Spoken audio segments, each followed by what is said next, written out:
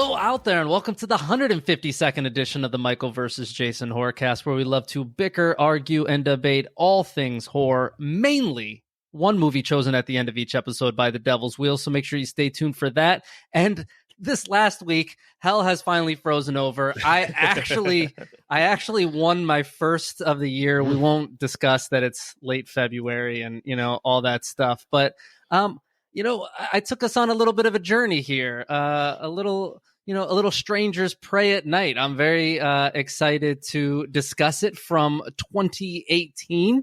As always, I am your host, Mike, and joining me, members 2 and 3, Jason and Kirk. What's going on, guys? What is up? What's going on? And I definitely think it's been more than 2 months. I don't think I've won since, early December, I think, was the last time I won. But hey. Does 2018 feel like 6 years ago? No. I don't understand the concept of time anymore. That 1990, like the 90s were like almost, 95 is coming up on 30 years ago. Oh. Time is not working in this brain right here. No, it's not.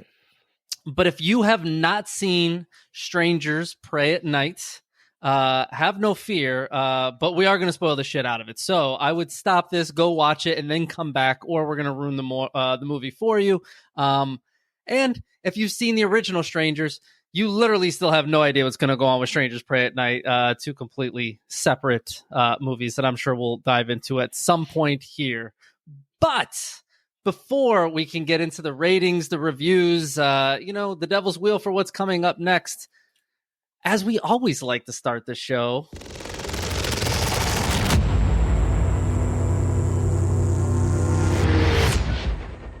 it is Pardon the Terror time. Oh, yeah. All right, so this week it is February edition of the best of what we watched. So the good, the okay, we'll mention the bad, but we won't dive into it. But what we watched, what did we like this month in February? I'm going to kick them off this time. So I kind of categorized the movies I watched in a couple of different categories. The ones I completed, the ones I made about halfway through, and the ones I turned off about 10 minutes. And I'm not even going to talk about the ones I turned off at 10 minutes because I didn't watch them. It doesn't count. But doesn't count. Doesn't count. Man. Sometimes you got to do that. But there's two movies I got into that I only made about halfway into it. One was from 2020. It's called The Return. It's about some dude that gets a house from a family member and it's haunted. I don't know. I couldn't make it very far into it. It wasn't good. The acting was really bad. I can't do this. The second one was an anthology. I will not return to 2020 and watch that movie again. The second one here was an anthology movie from 2018. So these are all, I guess that's 6 years ago. We just said that. But it's called Skeletons in the Closet. It's an anthology movie. I'm telling you, this movie was like 110 minutes long total, and it took 25 minutes to get into the first segment. It was a movie within a movie within it was so many layers. Inception. I mean, I didn't make it halfway. So I made there it were to a lot the of first skeletons segment. in the closet. I didn't see one skeleton. Or not, or none. There's no skeletons in the closet. So those are the movies I made halfway. I made halfway into this. The movies I completed this month. First one was I went and watched Strangers, the original Strangers, because we were going to do Pray at Night. I watched this last week. I thought it was good. I was mostly impressed with the concept and villain design more than I was the movie. I thought the acting was real good. Liv Tyler, dude from the Lycans, whatever that he's movie. I don't even know that other guy. What the hell is the Lycans? What is that? Lycans. What is that? I have no idea what you're talking about. Underworld. Underworld. He was the guy from Underworld. It was right? Scott something. Yeah, who cares? Yeah. Like, he was okay. Liv Tyler was great. I thought everybody was okay. I was mostly impressed with the concept and villain design. But the other movie I saw, because I need to get caught up on my homework for Strangers, was The Curse of Crom, The Legend of Halloween. It was from 2022. It wasn't great, but I watched the whole thing. It kept my attention the whole time through. Crom, who is the bad guy, I guess, the creature. It made me laugh sometimes. It kept me hooked. I watched the whole thing. I wouldn't say it's anything good, but if you want for a funny, good time that it's a no-brainer type watch, Curse of Crom, The Ledger of Halloween. I didn't score it, but I made it all the way through. Was it like a Prime? Was it Prime? I thought it was Shudder, but I'm not sure. I was on about 10 different of those, like Freebie, and I don't know which one I fell on. So the story is it's this Scottish curse of this guy named Crom that haunts this one family, and the neighbor finds out she's part of the family, blah, blah, blah, and they have to break the curse. A little bit more to that. It's pretty bad acting, but I watched, I wanted to know what happened, how they're going to win, but it's corny as hell. So it was worth it. So whatever. Yeah. What are you interesting? It was one of those type things. You're just like, it's a boring day. You know, I almost watched Strangers. I did too. Because I haven't seen the original Strangers, and I've watched Pray at Night a couple times. I haven't seen the original Strangers in probably, when did that movie come out? 2008. 2008 or 9, yeah. So it's eight. Yeah, you're right. Then I haven't watched it since 2010. Because I might have watched it once or twice when it first came out in the first couple of years. Because I would get into that movie a little bit more, but I feel like after watching Pray at Night, I'm going to be comparing the two movies a lot. Yeah. So I'll dig into it more into our. Yeah. They're two completely different movies. I get that and all that. And I'm not going to be grading that movie on this, but there's so much easy comparison to those two movies. Right. Yeah. But who wants to go next? Who saw something better than what I saw? So I saw some that I at least completed. Well, listen, I'll go next because Jason did not speak up fast enough. So listen, in February, I watched 18 movies, which I didn't think I was going to get there. But now let me ask this question: did you make it through 18 movies? No. I only write down movies that I watched the whole thing of. Like anything that I turn off, I don't count. Okay. What I will say is I'm getting really worried. Now, there are some really good movies, in title, that are coming out, later this year. But I can't remember a time that we were this close to March, and I've only watched maybe 3 2024 movies so far. I mean, there really haven't been that many. No, I haven't.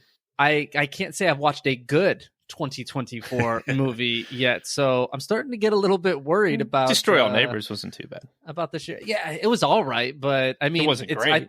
I also think you're comparing Queen of the Pigs, right? Like you're comparing it to nothing. But I do have 3 movies. See Sting, that's coming out. Yeah. Well, no, this I said. There's some good movies that are coming. They just haven't come yet. So different. Tell us about that. Different horror podcast. There's 3 movies, though, that I want to talk about that I did actually enjoy this month. The first one came out on Screambox this month, and it's called Here for Blood. It's a B movie. It's dumb. It's not meant to be great, but it's like this pro wrestler is like babysitting. Like he's like an indie wrestler, I should say. And he's this big dude, looks like a bodybuilder, and he's babysitting for his girlfriend, this kid. And as we say, chaos ensues. There's like a home invasion, but they're kind of like supernatural like spirits, but it gets bloody. But I will tell you, the one-liners in this are fantastic at times. Jay, you were making did you watch this? Or? No, I actually had it set to watch later on. So I found it earlier, and I was like, "Oh, I wanted to see this," but I don't know. I rated this a 6. I honestly think it's kind of, it gives you an 80s vibe at times, but it's campy, it's dumb, but it's really funny. Like the comedy in it is really good. I think it's worth the watch. And once again, at the end of this year, maybe I won't feel that way about this movie when other ones come out, but comparatively speaking to what I've watched, it's kind of a top one. Another one I caught. Now this is more of like action thriller horror, and it's called Your Lucky Day. And the premise of this one is a bunch of just random people are at this gas station when a guy checks his lottery ticket and realizes he just won like $200 million or $100 million. And you have a bunch of down on their luck people in there. And from there, what do you do, right? There's a lot of like moral dilemmas in this of, you got like a pregnant lady in there. You got kind of like a hoodlum that sells drugs, but just got robbed of all his drugs and he's trying to do right. But you know what I mean? Like it's all these conflicting stories in there. And like I said, there's a lot of death, blood, and destruction in this thing, but it's more action thriller, but it's a 6.5 for me. I think it's actually a pretty solid movie. So I recommend that one. Once again, called Your Lucky Day, and I think that's a 2023 movie. But the last one that I want to talk about, it's called There's Something in the Barn, and I've wanted to see this movie for a while. It came out at the end of last year. This is a Christmas movie. And the premise of this is a family overtakes a home of a relative in Norway, and there's a barn, and in the barn lives these like Norwegian elves that don't like to be disturbed. And when they're disturbed, they go on like a fucking warpath. This is like a mixture of Christmas Vacation meets Gremlins meets like I don't even know. Like it's extremely funny in some of the I feel lines. like you don't know what to say. No, it's extremely funny.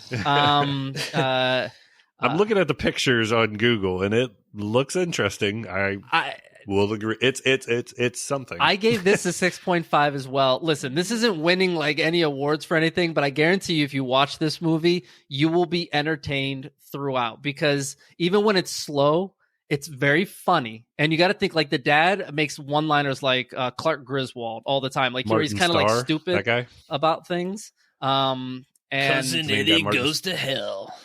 Is it the guy with the glasses, Martin Starr? Yeah, he's in a lot of stuff. Yeah. I just can't. He's in a ton of stuff.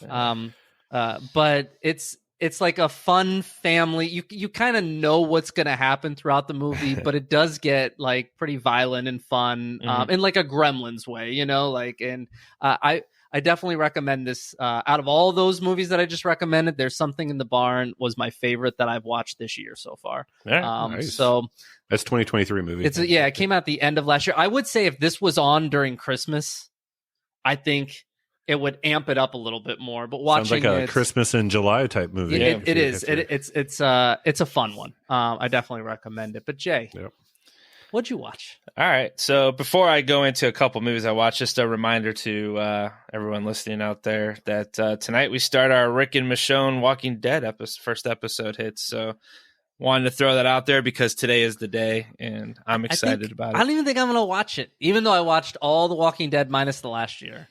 I'm excited for it. I'm excited. But anyway, I'll go over a couple. Zombies have kind of run their course. It's a tough catch with zombies. Yeah, but it's Rick. But I'm just going to talk about a couple. I have quite a few that I've watched over the last few weeks as well, trying to catch up. So the first one, I haven't seen this movie probably since the early 90s, but Vamp is back on Scream. Was it Scream? No, Shudder. No, Shudder. Yeah, it's on Shudder. It was on Joe Bob's Valentine's thing, yes. too. And so basically, premise of this movie, 1986.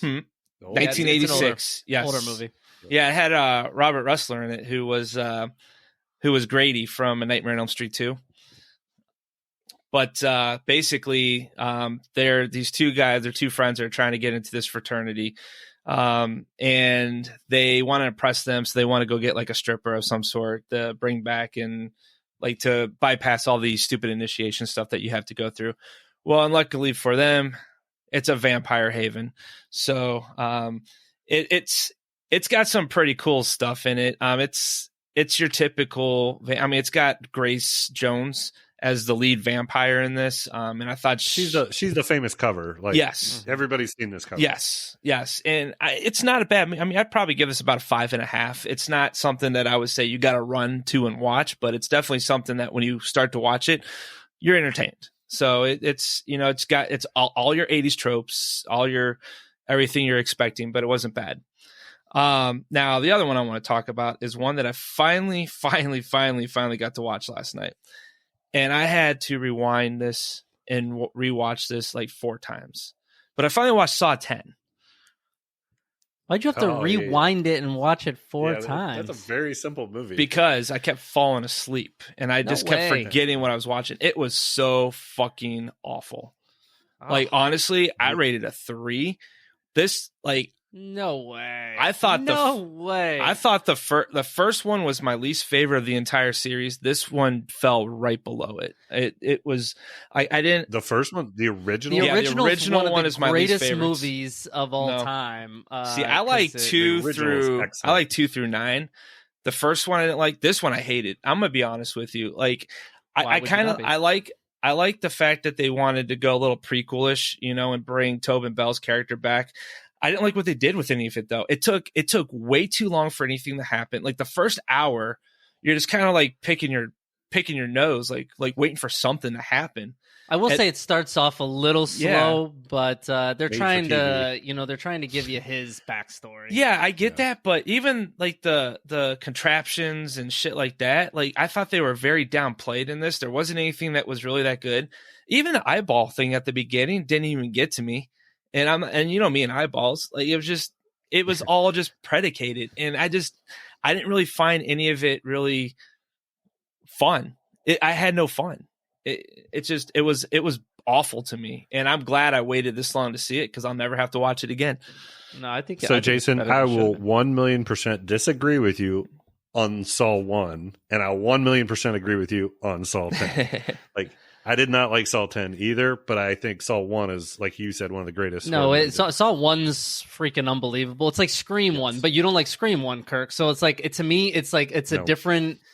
It's just a completely different defining, moment. Like these are like movies that just. But I understand the importance different. Of Scream 1. It just didn't. It just wasn't my type. And don't get me wrong. It's not that I don't like Scream. I mean, I'm sorry. I don't like Saw 1. I just, compared to the rest of the series, I don't like Saw 1. Yeah. If that makes sense. Like if it was a standalone movie,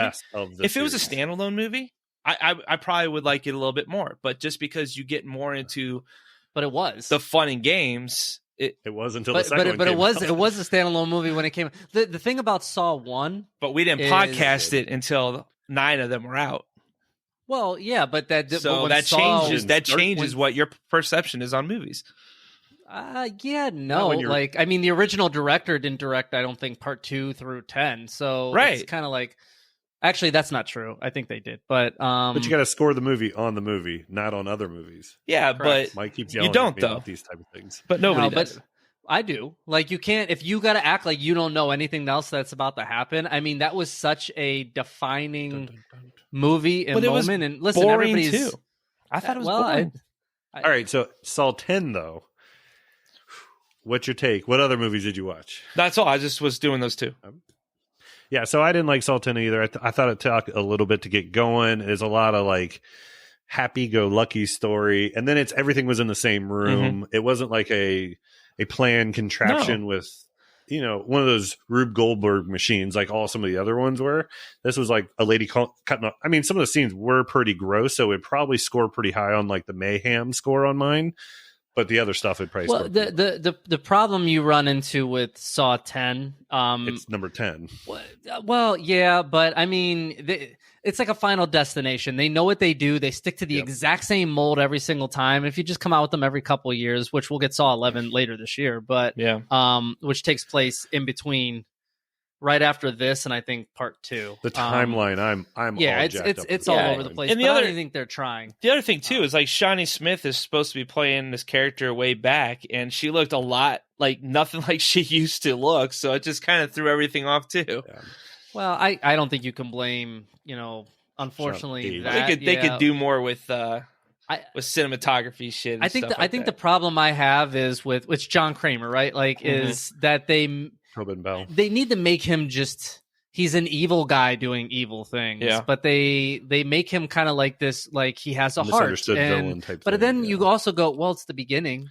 So I mean, maybe but is it though? Because he's mass murdering people. Like there's no good mass murder. I don't really think it's the beginning, because even that doctor was like, you're John Kramer, you're Jigsaw, and blah, blah, blah. And I'm just like, all right, so he must have been doing this for a while. So when did this happen?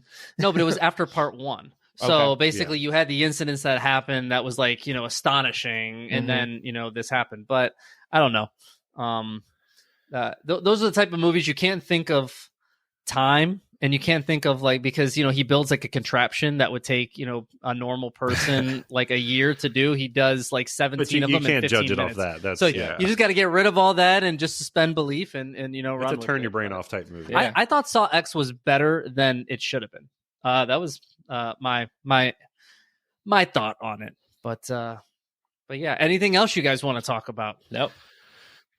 No, that's all I had. I think it's still early in the year, so some of the movies are harder and harder to drum up because we dug in so much to 2023, and I thought we had a good 2023, but hopefully 2024 closes out. So I think that brings us to somebody's 30 seconds. Row. All right. Well, I think he forgets how to do them. Let's hit the main feature and find out. And now, on with the show.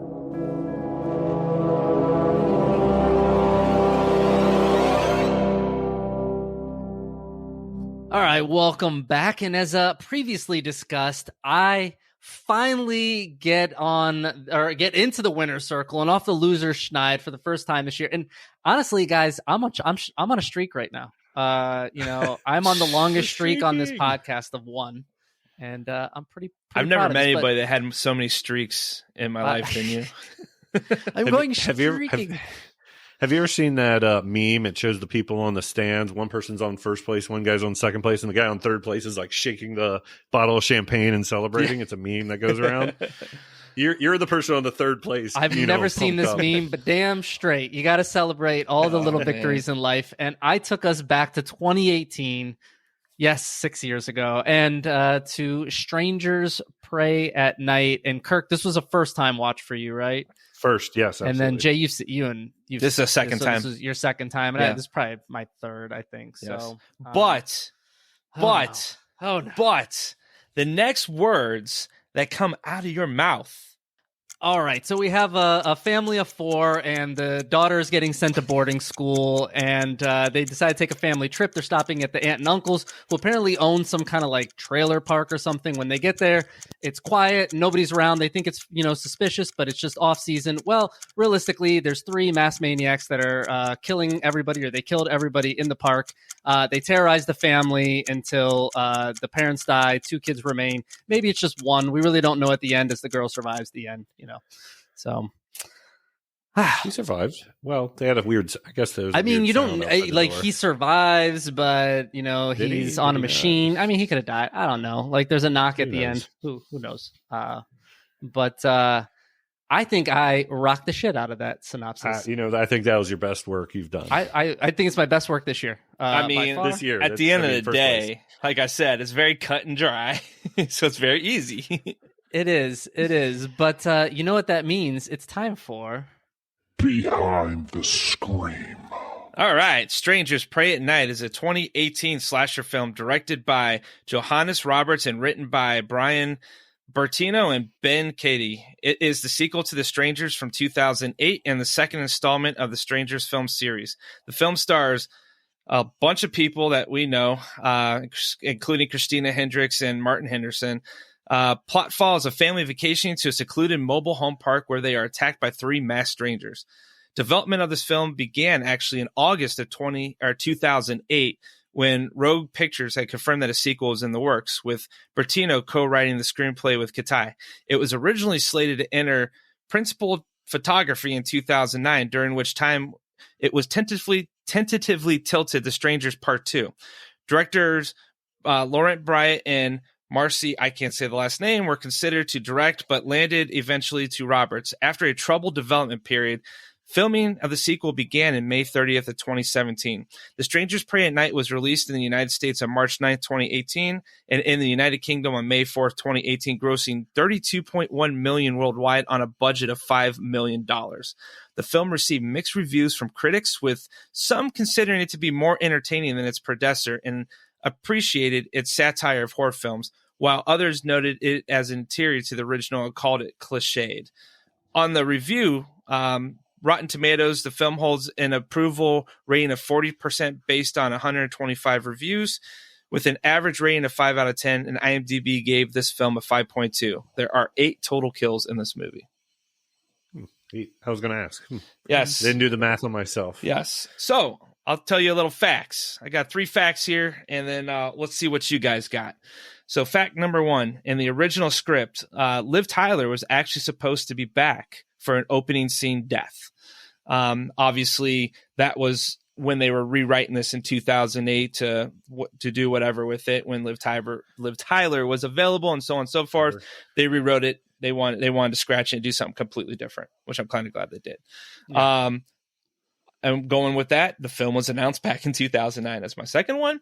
And the man in the mask is the only character with no lines throughout this entire movie. So, Kirk, I know you had a couple. Interesting. Yeah. So mine are kind of more personalized a little bit. So they start off this movie actually in Covington, Kentucky. And the reason I know that is I'm from Cincinnati. And I'm pretty sure I dated a neighbor to that house because I've seen that city line 10 million times. But when I saw, the Cincinnati skyline and all that, I started looking into Gatlin Lakes because this happens on Gatlin Lake. That's where they go down to. I want to see where that was. And this is based off some break-ins that happened at Gatlin Lake way back in the day. So before Disney and all that. So they go into I kind of ruined it right there, but they go all the way to Gatlin Lake, which is in Orlando, Florida. So it's not a very remote type area as they made it out to be. So I thought that was interesting. It was based off a bunch of break-ins from Gatlin Lake back in like the 70s. The first movie was based off the Tate murders. And it's about a 14-hour drive from Covington to Orlando, if anybody's interested. So, and then the next fun fact was, and Mike, you'll probably jump in on this one. It's about the remakes that are going on with this movie. So they've already filmed and shot the 3 remakes. They're redoing the first one, I think beat for beat almost. The second one, The Prey at Night, that we're reviewing right now, they do eliminate, but it gets more into trauma of the character. I guess Liv Tyler's character played by someone else this time.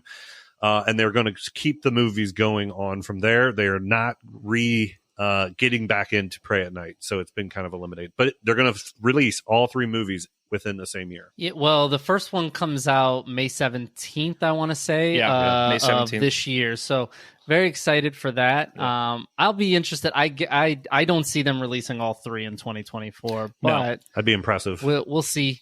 We'll see what happens. I mean, it's funny, Jay, because you said this made $31 million on a budget of $5 million, I think you said, which is crazy to me that it took this long. And I know we're only talking years. 6 years or 7, 10. 6. Well, 10. Yeah, I guess from when it was. I find it amazing that it took that long to bring another one of these out. So. For sure. And if you just Google best horror films all time, it doesn't have to be your favorite, but 2 out of the 5 lists. So every so often you see this as like a top 50, top 25 type horror movie. Yeah. Agree with that or disagree with that. It was a well-received movie. Liv Tyler was really good in that movie. Yeah. Yep. It in a way it was. I mean, still IMDb and Rotten Tomatoes still averaged a 5. So on the original one? No, Prey at Night. Oh, Prey at Night. Mm-hmm.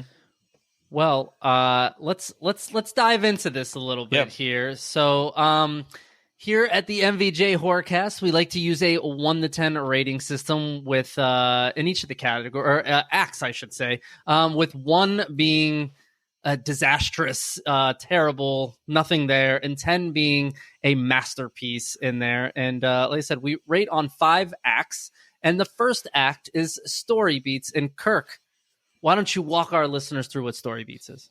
Yeah, so story beats are exactly what you think they're going to be. It's all about the story. It's all about the concept. It's about the different acts in this movie and everything that connects them in the middle. So anything that is played through, either beginning, middle, and end, what did we think about that? So this is my movie, so I'll kick us off on Story Beats here. This is my movie. I'll talk if I want to. So listen, there's one thing that I really enjoy about this story, and it is the ominous part of the actual strangers and killers, and they literally do nothing to give you any background to like these are like 3. Honestly, they're like just like. They feel like young adults, we'll just say. They could be teens, they could be young adults, but they are just 3 people killing in this and nothing stopping them. They do not get off course. They don't care really what happens to them. And I think they did a good job of just not explaining, which we're talking about. I'm pretty sure that was a complaint you had about the last movie, but I won't get into that. You did complain about not knowing the story behind the Demon Riders, but hey, no problem. I like this story beat. I thought it was a complete repeat of last movie with the violence ramped up and that awkwardness that they had in the first movie turned way down. I enjoyed this one. I thought it knew exactly what it was. It knew it's a quick, like horror type thing, and they just bump into each other quick. And I thought it was entertaining. I agree with you, but I have to rebuttal, and I don't know why we're taking it here. My issue with the Demon Riders, Demon Riders last week was not the backstory, was that they made them, and we're talking about Mandy now, but was that they literally made no sense to the plot of it. I didn't want to know the backstory. Just the backstory they gave made no sense to the future that they had. But end of story. No, he feels wrong when he has to re-explain. I have to re-explain because you took a little shot and then you just went on, and I'm like, nah. We're not letting that. Jason's like, slide. can I talk now? No, I didn't want. You guys keep going. I'm loving this.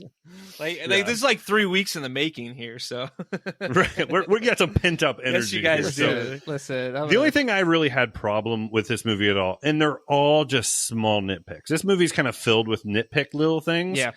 Nothing I can really say that's going to bust the movie for me, but there's one I didn't like, and that's more of kind of a gut feeling. They never freaking talk about the dad again. He crashes, gets a 2x4 in his stomach. Come back and find me. They never talk. No, he got stabbed in the neck. The guy. He didn't know that. Well, yeah, but nobody knew that except those two. Like, my point is, like, they have a big long conversation about the mom. Oh, mom would have said it that way. She would have cursed. Like, they had a big conversation about, but they never talked about the dad again. Which, I'm not marking the score down for it. He had a 2x4 through his like chest or stomach, completely through. He's dead regardless. Yeah, but they don't even show them go back for the brother. Like, you got to understand, no. Like they didn't show it, but they didn't even talk about the dad. No, but they're hardly together for a while. You know what I mean? Yeah. Like, most of the movie is them on their own. He was bleeding out. It went right through his artery anyway, so he was done regardless. I'm not saying he's not dead. I think he probably knew he was dead, but he didn't even tell the sister that he was dead. But just a little nitpick I had to bring up. And then the other thing is, like, can somebody fucking find Tamara? You'll probably calm these people down a little bit. They're just looking for Tamara every time. Tamara, whatever. What the fuck is Tamara? I was like, what's you Tamara? know what I meant? I thought we were talking about what's tomorrow. Tamara. I was very confused on this here. Is Tamara there? Is Tamara there? Like, no, that's just a callback. That was no, fine. I will say, I really like. You think you have an idea what's going to happen in this movie, and Kirk, you kind of alluded to it, but like the parents dying, well, really the mom dying right out the gates. Yeah. That's a choice. Surprising. And she was the biggest actor, probably the biggest actor. I think so. Believe it or not, yeah. And, well, Martin Henderson, who played the dad, is actually in a lot of stuff. Yeah, he's in like. So is she though. He's in that Virgin River that my wife and I like watching. But personally, for me, the movie, I like the movie. Don't get me wrong. I just think the storyline to me is just too basic. It's a very basic, simple, doesn't explain anything kind of story. It just like starts and it ends. Bad? It's not bad, and it's not good. But it's survival horror. That's what this is. Which that's up my alley. But realistically, everything they create, like the whole backstory, is just to get people to a certain place to start killing them. No, I get that. I get that. But I'll be honest with you. What saved the story for me was the third act. I mean, the entire third act of this movie is absolutely What is the phenomenal. third act? There is no first and second act. It is all basic. It's like first act. No, and it's third basically act. when Kinsey goes ham. There's definitely a first act, because the first act is the whole build up to them the getting family to the coming trailer in. park. The first 3 minutes. The second 3 minutes. No, is the you want to know what? middle, Believe and it then or not, There's actually hour 25. There is actual. Yeah. That first part before they get to the trailer park, it's about 20 minutes. Yeah. So it's a whole the movie's because you got to remember they kill the aunt and uncle too. Before anything. So there's all that. But the third act is basically when Kinsey starts taking over the daughter and killing. Jason, did you think this was a repeat at all? Do you remember the first Strange Years? It's completely different. Yeah, I even have it written down. It's a different location. Yeah. There's a couple more people, but I feel like they ramped up the violence and that awkwardness that first movie had. It kind of like stayed on that awkward feel in the first one. And it feels like this one they had a little awkwardness with the youngest daughter and her parents. But they blew past that. No, this is more action horror. This is like this is completely different. We know what we want to do. We just got to get them there. So they create the whole boarding school backstory. In fact, you could even say they kind of like rely on it a little too much. But you need to have that angst to get the kids out the house, to have the parents. You know what I mean? I think they do a good enough job of creating that backstory to separate everybody to where they need them to be. To allow move shit to the happen. parts around. Exactly. Move the parts around. Yeah, That's all they're doing. Yeah. I get it. Yeah, it's simple. But I guess like let's get into scoring this puppy here. So once again, I'll start here. So I give it a 6. And Jay, it's kind of what you said, right? It's a generic story. I like enough of the back plot or whatever, but it's just fodder to get them there. But like I said, my favorite thing is they let what needs to be ominous remain ominous, and they don't give you too much information, which sometimes when you get into sequels or whatever, like they could over explain something and it just really takes the bite out of everything. As we were talking about Saw earlier, right? But so I'm a 6 here. I'm slightly above average. Kirk, I'll come to you next. Where are you? I'm exactly where you're at, 6. So this movie knows what it is. It's a better than average movie. It gets you exactly what you're asking for, and it's the tick up from the last one. So if I was scoring the first movie, I'd give it probably about a 4. I'd give this about a 6 because it went up in the violence, down in the awkwardness. Yeah, awesome. Yeah, I'm slightly lower than you guys. I'm a 5. We're all right in the same spot. Yeah. You know what? Like I said, I definitely enjoyed this one more than the original. I think Kirk, you said it best. I think it kind of takes that awkwardness down and gives you more of the violence and more of the whatever. And I just think, to me personally, I just think the story is just a little too simple. I think there needs to be just a little bit more in there just to kind of pull things together, because it kind of takes away from the original. What would you, if you could tweak something just quickly, what would you have changed in the story to make it more complex? What would you add? Yeah, what I've done, honestly, I would have probably brought the first one and the second one more together to kind of show like a continued storyline of the strangers and like how they got, I know it's like that mystery is always there with not knowing. So I think they did that with the member berries. So there were member berries. There's the truck, the mask, the turning the light out, the girl's name that I can't say. They threw those member berries in to tie them together more than they did the story. So I don't know what the fuck a member berry is. Oh, yeah. You've never heard the term member berry? No, I thought we were eating it off a tree for a second. I thought so. All right, too, so let me educate everybody. So a member berry is when a movie throws in something just for you to have nostalgia about an older movie. For example, when they pull up in that truck, you're like, oh, that's from the first one. That's a member berry. That's what movie makers do. Yeah, but that's not going to really allude to anything from the original. I mean, everyone. No, drives, I agree with you, but that's how they tied them together. No, I get that. I'm just saying, like, it ends abruptly, the original. So, like, let's see, like, how did they go from there to here? Why? Something like that, just to kind of bring it a little, just give me something that I can say, okay, now I can root for this one or I can root for that, whatever. Before we go into the next one, do we all agree this is better than the first movie in the story beats alone? Yes. I think so. Yes.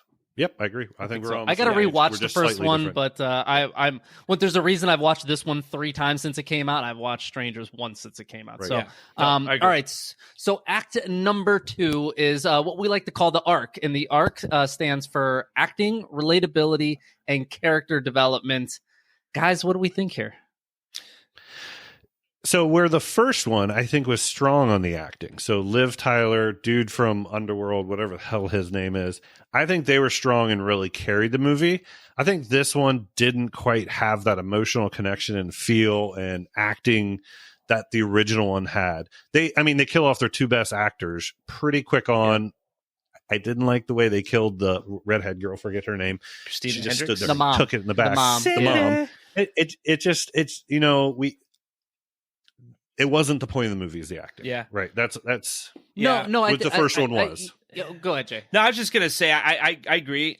Me personally, I just think there was a lack of character development in this movie, because you're just, For sure. and I think this came with the simplicity of the movie and how they did it. So I kind of know why it was done the way it was done. But you have some big name actors and actresses in this movie, and reasons that I like the story beats is what hurts this. So I think one hurt the other, because it was a breakneck speed right down to it. They got to what you wanted to see, which I think helped the story. I agree 100% on that. Yeah, but I agree with you guys that the acting's just fine. Like, nobody stands out in this movie. No. You're not like nobody's terrible and nobody's like great. But I will tell you one thing, that the part of the acting that I did find very, very good is the raw emotion from the mom, the dad, the brother. Like, when the mom's getting when they punch through the door, the screaming of the mom, and she's telling the daughter like, and then she's getting stabbed, and they zoom in on her face, and then they try to hit the emotional feels. They did a great with the mother-daughter type thing. Great job with and that. I will say this too, and Mike, I actually wrote this down, kind of like piggybacking off what you said, but the scene where the dad and the brother go and find the dead wife, and just how he, that scene was so emotional, and I thought that was great acting. How he just like grabbed the son, it's like, don't look, and like how that emotion just hit. So I thought what ruined that great scene for me. there. You know what ruined that scene for me, and ruined a few scenes for me. Did anyone else notice that the brother was Bob from Top Gun Maverick? Yes.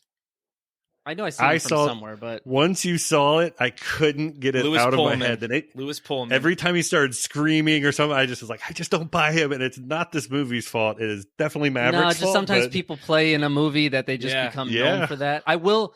Just one last thing I want to say here is the relatability, and I don't relate to a lot of like they make some dumb things. Like nobody in this movie has self-awareness. Like everybody just walks up behind. But I will say the relatability of the parents was very high for me, because we're all parents.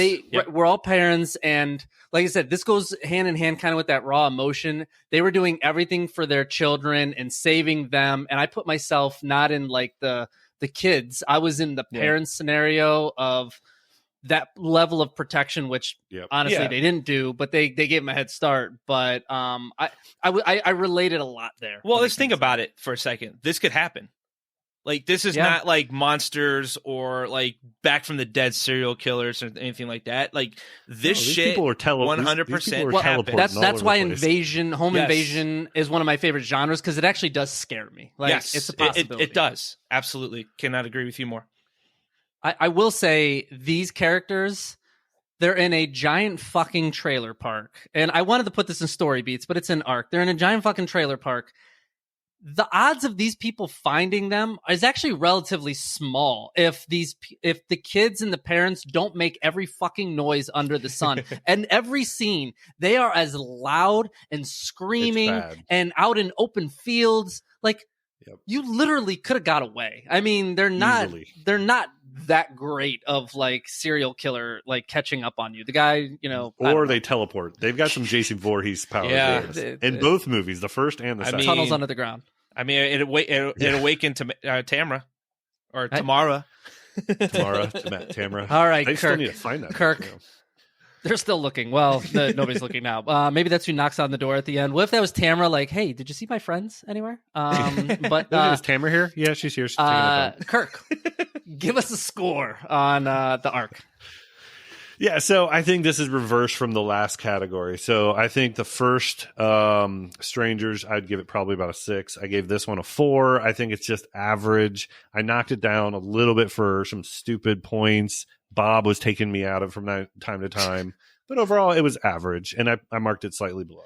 Yeah, I'm a 4 as well. Like I said, mine was more just on the character development. I think when you have a simple story, you really don't go too much into detail with a lot of things, which might probably made sense for the movie, but in this sense, they put actors in there we don't know.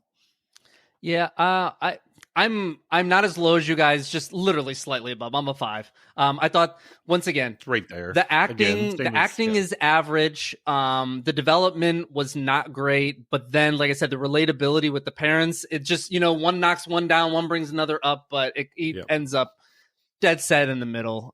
It's average here. So I think, we're all saying the same things, just a little bit different, which takes us to act number 3. Kirk, what's visual appeal? So your visual appeal, again, is everything you're seeing. Those are your effects, your visuals, your cinematography, your editing, how everything kind of blends together visually. So it has nothing to do with the story, has nothing to do with the acting. It's about what you're seeing on the screen. Yeah, and what'd you think? What'd you guys think? Yeah, I mean, so this oh, sorry, I cut you off, but I'm going to keep on going because I don't care. So this movie is 99%, about 90% at middle of the night and in a dark forest trailer park.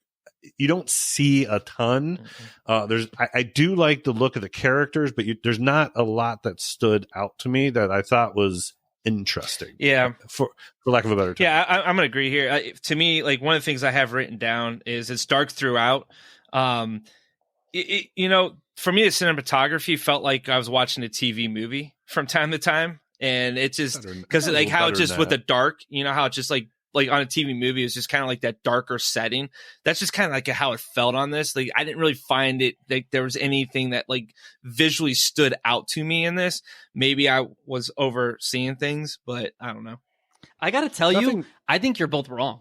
So, and let me tell you why I think you're wrong. So, in the visual appeal of this, I think I understand it's at night, but what they do with the camera in a lot of scenes where they like zoom in and do close-ups for raw emotion. They have the scene, the eyes through the fence, when the girl's in the tunnel and they have the red lights come in there and the red flashes through the tunnel. Such great filmography. The axe where they just get the close-up of it dragging on the ground. And then the whole pool scene where like that pool is lit up and you got the darkness of the night and the lights out there and the blood, coming up through the pool. I mean, there are so many scenes I have the like gore that. written down for that. I thought the gore in that scene was like amazing. Yeah, I have that written down, but the view of a head where they're staring into the pool and you see it coming up with all the colors, it's beautiful. Okay, honestly, so it's like maybe one scene right scene. there, but honestly, like I said, I just think the movie was just too dark throughout. It was hard to see at times, and it visually you don't. So I think I'm a little bit between the two of you. I didn't see anything that was bad. I thought anything was bad.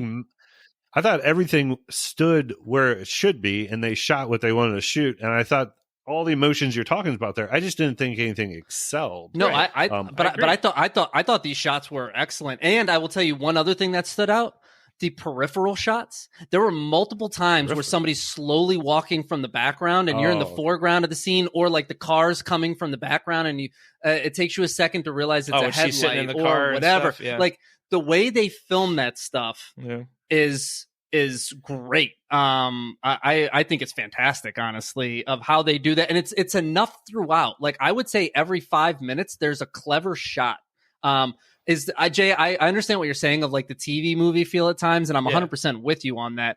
But I think they do enough. It's not like it's every 20 minutes. It's literally like every 5 minutes there's some cool camera shot. And I think if they didn't do that, this movie becomes honestly monotonous and mundane. And I think by them doing it, it keeps you interested and excited. Well, I don't think it was monotonous or mundane. I just think, like I said, I just think there's a lot of things they did right with it. It's just for me personally, I think with the simplistic of the story, once again, they hid some things with the dark too. Right. I mean, which is a good thing and a bad thing, right? Correct. So there were like the two uncle and aunt that were dead. You never quite get a look at them. The stabbing of what's her face in the back. You never quite get a good looking thing. And the part where you're talking about in the pool with the blood coming up, that was kind of neat. Reminded me of It Follows a little bit, but I think this did it first.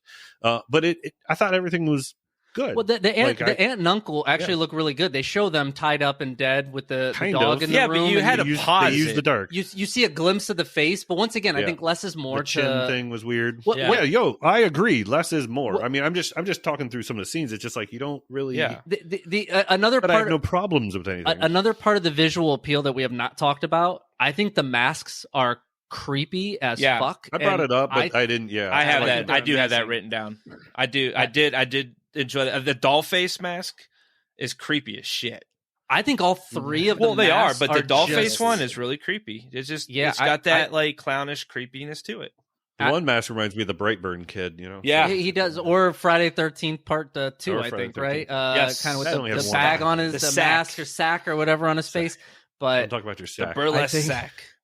Don't talk about your sack. Just score the movie. It's crazy. No, but Jay, we'll come to you first here. Give us your score. I'm still a 4 here. I mean, like I said, there's a lot of things with it that I would have liked to have seen more with it. But like I said, it's a simplistic story, so I think a lot of that goes with that. And like I thought the gore in this was pretty decent at times. The masks, which we had written down, I just thought that it was like a little bit too dark throughout the rest of it. This is where we're going to start the differ. I'm a 7 here. Like I said, I found so many things that I thought was just genius that they did with the camera to make a scene way more effective. And obviously it hit me more than it hit you, but I was blown away by the color palettes that they used in certain scenes to brighten it, to showcase getting out of the dark. So I'm a 7 here. Kirk, where are you?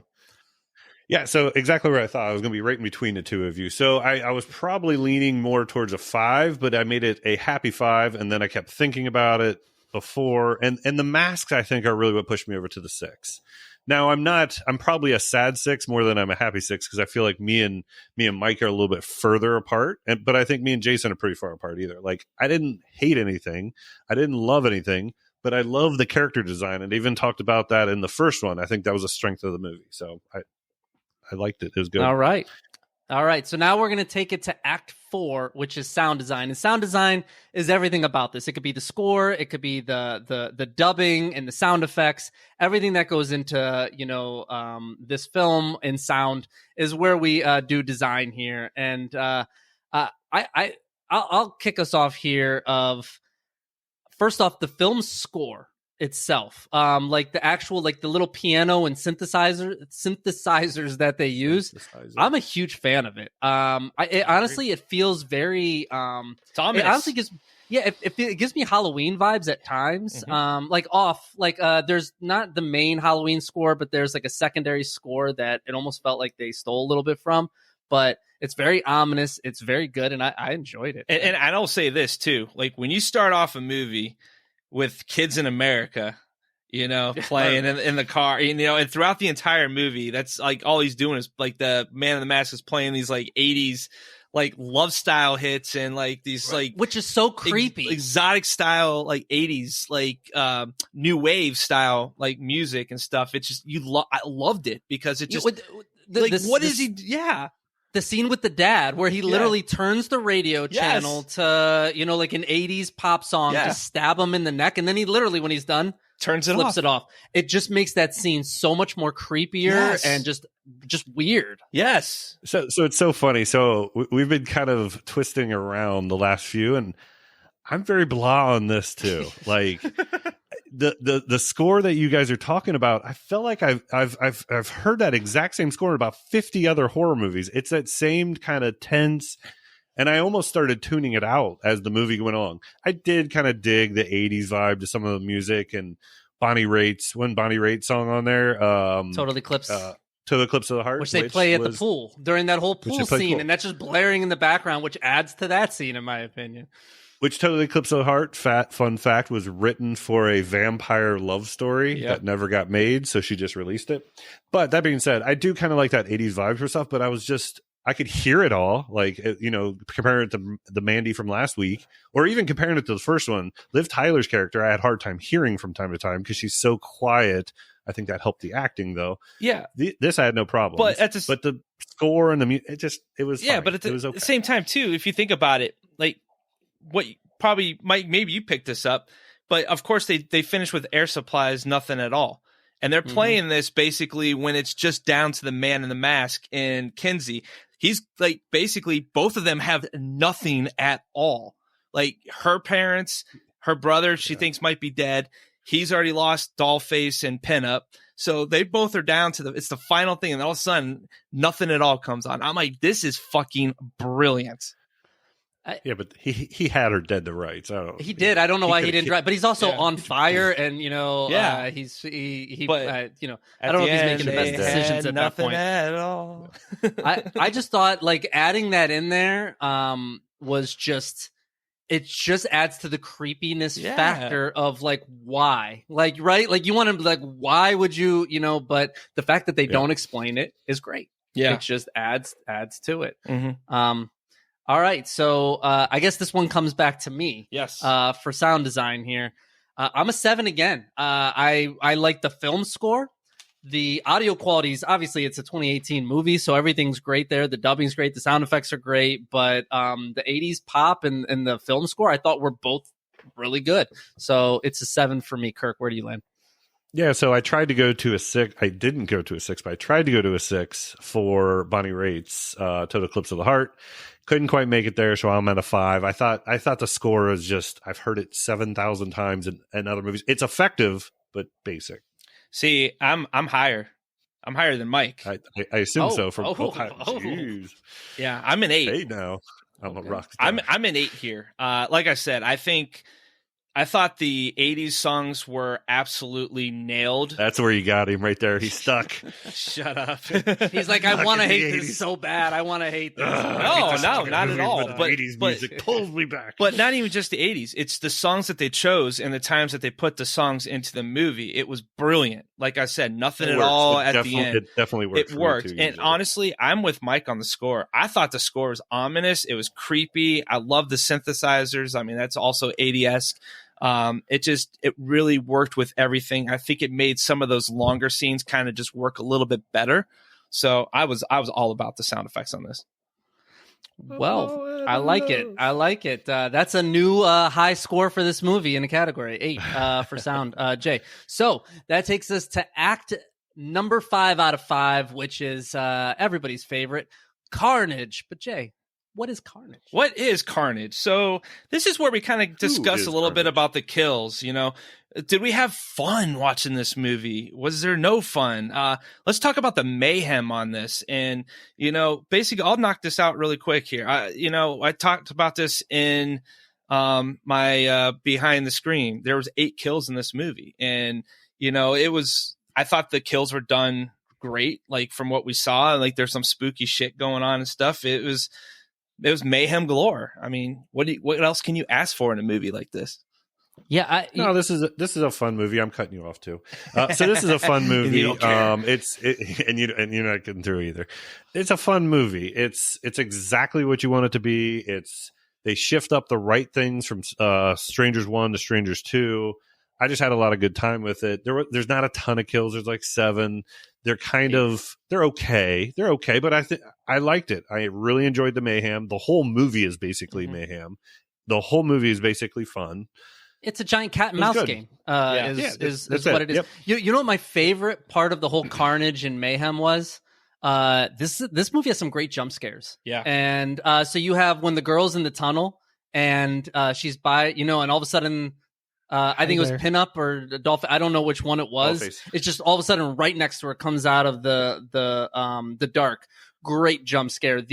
When the mom is in the bathroom and the punch, either having like a scene and then the punch just comes right through the door. Yeah. Or the car driving right into the house. It comes out of nowhere. But there's just some great jump scares. The car coming into her, which you kind of, once again, that's that peripheral shot where you see it coming from the background. The whole thing with that though is just him like going up that hill. You're thinking he's going off, because he was like going to stalk her a little bit more, but no, he just went up that hill to come even faster down that hill to ram right into her. You thought he was just driving off because they were just playing a game with her. Yeah. So what I think these two young fellows are trying to say is, opposed to the first maybe about 20 minutes, every few minutes something happens. Absolutely. Yeah. Like it's thing after thing after thing after. You might like some of it, you might dislike. There's some nitpicks to some things and behavior type things, but there's something that is coming at you about every 5 minutes. Right.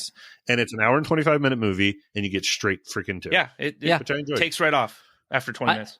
And I thought the kills, listen, I would have loved to see more like, thought into just some more random style kills. But I think, listen, if you had like 3 people, you have like the axe, you have the knives and the ice pick to the throat. I think everything's good. The girl gets shotgun and she flies back like 15 feet, but still somehow lives. Took her and two. then gets shot in the face. She's like Tupac. Or getting burned alive in the truck and then getting out and just walking towards the gas tank exploded. Yeah. And he's like, there's just a little fire. He just drives around for a little while, but then when he gets out, he has like he's burnt to glass. a crisp. No, he has glass shoved in his stomach though, is what like really did him in. His face too was like melting off. Oh, melted. Yeah, I thought that was probably the best. Driving the truck and he's got her dead to rights and goes to the left of her and lets her turn down the way and then comes because he wanted to make it personal. He toy with their meat. They definitely toy with their meat, but he was on the end game right there. He should Well, they could have. Everybody makes bad decisions. Like the brother has the girl like how it was written in, Kirk, with the gun right to her face, and she's like, "Are you going to shoot me?" And he's like, "No." Like, what was his plan? Like, I'm just going to run away and just hope you guys go away. Shoot her, like, Bob. Shoot her. I couldn't get Cheddar Bob. Shoot her, Bob. Shoot her. Oh, dear Lord. But no, I think Carnage is where one of the places it excels. But we'll find out, Kirk. Where do you think Carnage stands? So Carnage is my highest scored. category. I gave it a 7. I think it was very, very well done. It was a lot of fun to watch. I don't know. It's what you kind of expect in a fun movie like this, and we got that. Yeah, I'm right there with Kirk. I gave it a 7 as well.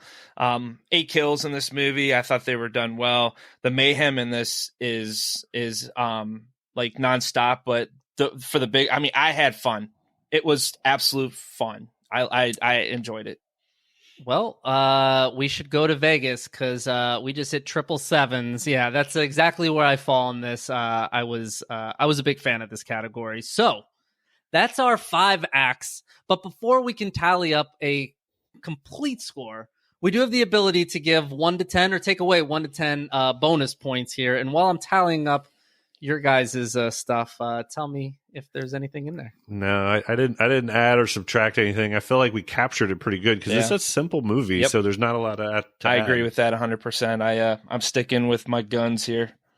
All right. Well, I am giving some bonus points here, and First ever. Let me explain why I'm giving. First win, I'm going to give you 5 extra bonus points. It's my movie. Damn straight. We're knocking it up. Emerald in it. Bam. Kick it up a notch. No, the reason I'm giving it, and I've done this in the past for bonus points, I think when you make a sequel, and in my opinion, it's better than the original, it's worth bonus points. And it's not something, it's something we kind of like loosely talked about throughout, but I'm giving it 5 bonus points just because.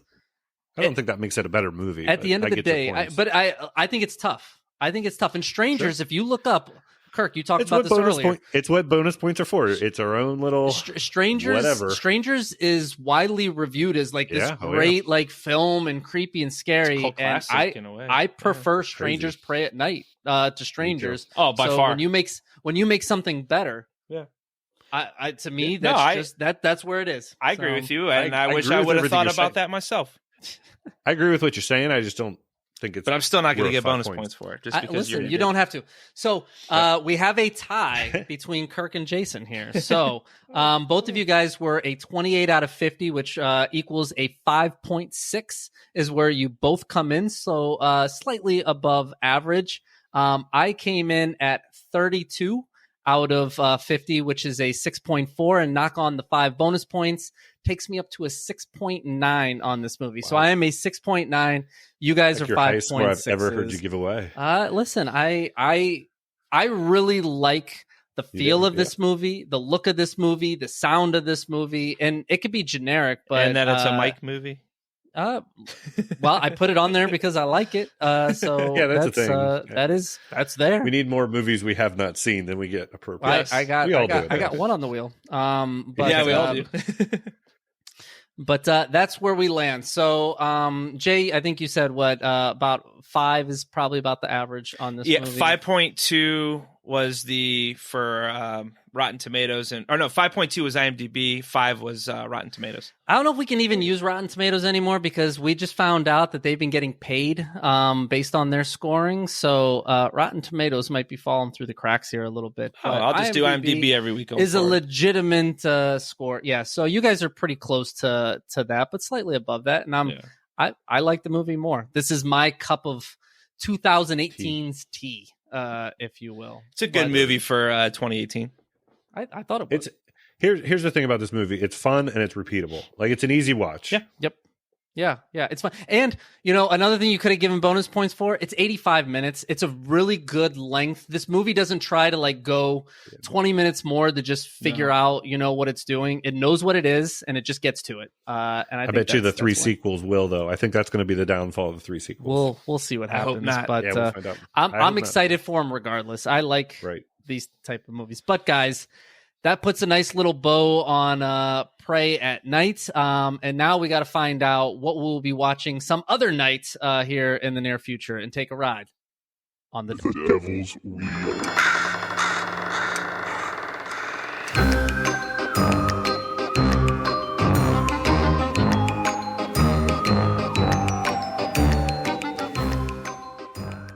For our Devil's Wheel portion of events, we have 11 slots on a wheel that we spin, and whatever it lands on, that is the movie that we review for the following week.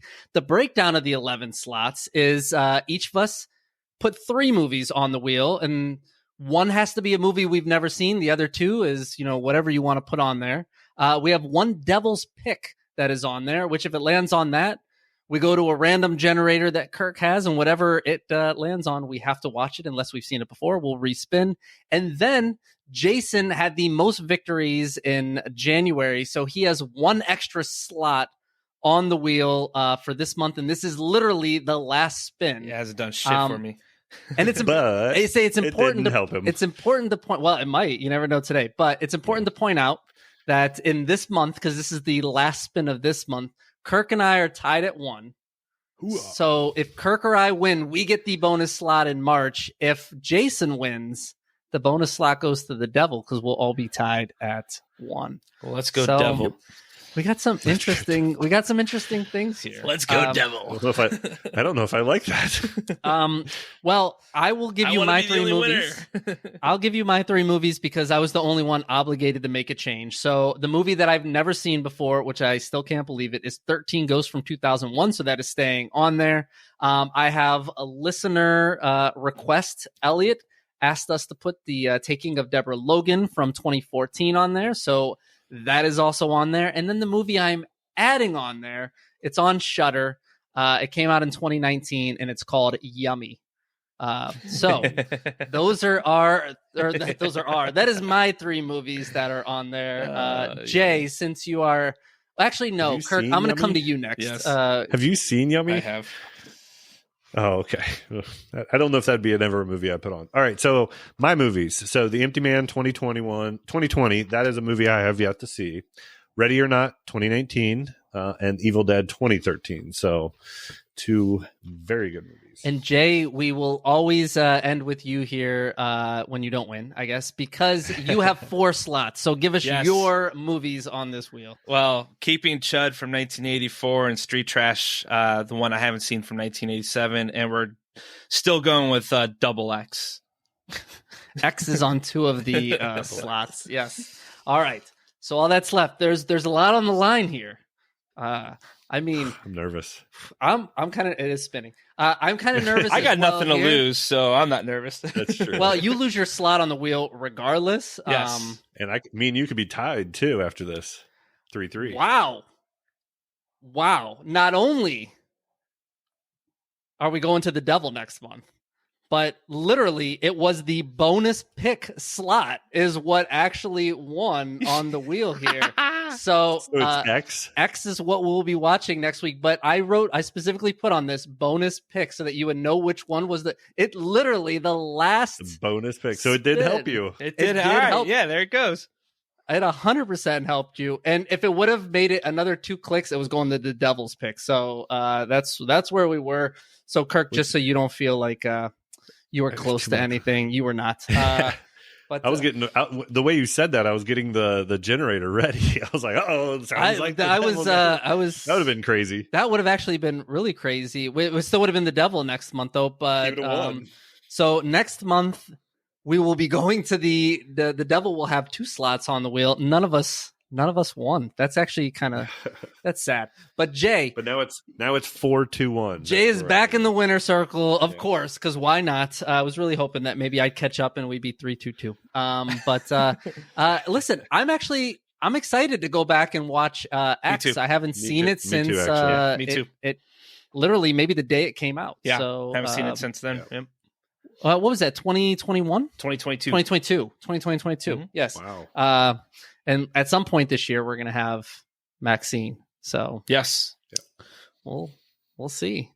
Yeah. All right, guys. Well, that is it for episode 152. As always, we appreciate everybody that's been rocking with us, whether it's 2 episodes or all 152. We greatly appreciate it. If you are looking to get a pick on the wheel, there's multiple ways that you can let us know so we can add that on the wheel for you.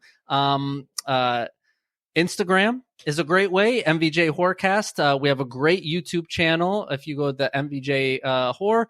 And the easiest way out of everything is our Facebook group, MVJ Horror, where we share memes, talk about things that are coming out, you name it, it's on there. But it's the easiest way to do business with us. But anything you want to talk through, that's the way to That's the way to engage, and we greatly appreciate it. There's only one listener review right now, so we need to get maybe some more out there.